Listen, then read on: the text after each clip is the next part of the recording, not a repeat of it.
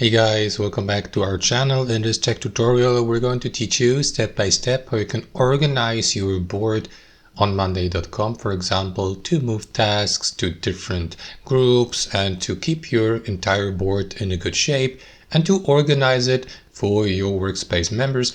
So let us get started right away and show you how to do it. So guys, in the first step, head over to monday.com, of course. Select your workspace in the left panel. So let me go with this one here for the sake of this tutorial. You may also click on Browse All to get access to a list of all of your workspaces. So let me go with this one. And below you see a list of all boards that are linked to the given workspace. So select the given one. Let me go with that wedding planner here for the sake of this tutorial. And here to the right, you will see an overview of your board, including its view. As you can see, the current view is table, but you can switch to other views. I'm going to show you how to do that just in a moment.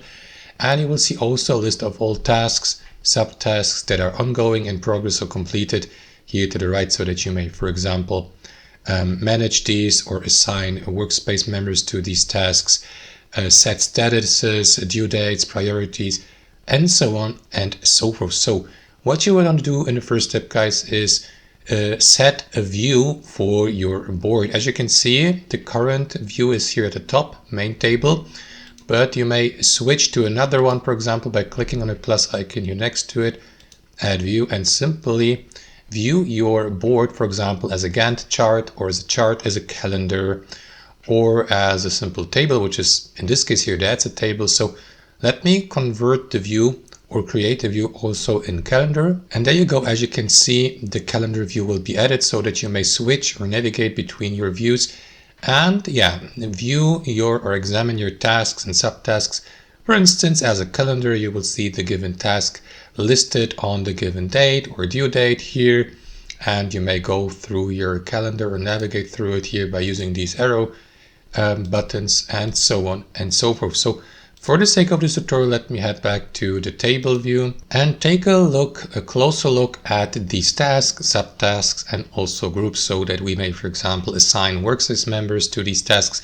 So as you can see, guys, this is a wedding planner project, and I would like to add a couple of tasks to that wedding planner, like, for example, prepare a guest list, send invitations, find a location for the wedding, and so on and so forth. So what you want to do is add a new task or simply rename one of the default tasks here. So I would recommend to start with a completely new task. You may do that by clicking on that button here, or by clicking on that arrow down icon and by selecting new group of tasks, if this is a group, for example. So let me go with a simple single task. After that, the new task will be added to that list of tasks. So let me give it a name, like, for example, send wedding invitations or something like that. Now, guys, you may customize and edit the given task by simply left clicking into it and by customizing and editing it here on the right hand side. So we teach that in a separate tutorial step by step. It is actually very simple, guys. Here you will be given the opportunity to invite new members, for example, to that task, to assign them, to upload attachments like instructions, to leave updates, and to mention workspace members, to assign them to that task, and so on and so forth. So let us skip this for now and show you how you can organize these tasks better for a better overview in your board. So what you want to do, guys, is, let's say, for example, a task has been completed. You may, for instance, label it as completed by moving it, for instance, from the to-do group here to the completed group below. If you have already created a group like that. If you haven't done that yet, guys, simply scroll down to the very bottom and click on add new group here and create a new group. Rename it like completed or status 100% and so on and so forth. So let me delete that one because we don't need it right now. Delete group. So what you want to do is simply left click on the given task, hold your your left mouse, and move it to the new group, just like that, to label it as complete. There you go. That's one way. You may also move it to the progress or in progress group. That's one way. Another way how we can move your task in your board is simply right clicking on the given task and hovering your mouse over move to here and selecting either move to top, move to group, move to board if you'd like to move it to a different board. So let me move it to another group. Click into move to group here, select a group below, confirm it, and there you go. As you can see, the task has been moved to that group. Now let's assume, for instance, you would like to convert the task into a subtask and assign it to a parent task. So I would like to create or convert that task here, send wedding invitation, into a subtask of that one here, prepare guest list, because it is basically a subtask of it.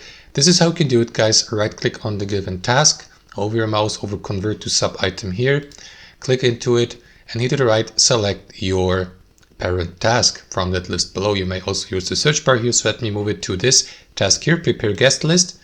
After that, confirm by clicking on convert item here, click on this button below, and after that the given task will be moved to the parent task and be converted into a subtask. To gain access to the subtask, simply expand the given task by clicking on that arrow icon here, and that's basically it. So guys, what you want to do after that is customize and edit your groups. You may do that by left clicking into the name, for example, and by assigning a new name. You may also assign a custom color by clicking on that circle here to the left.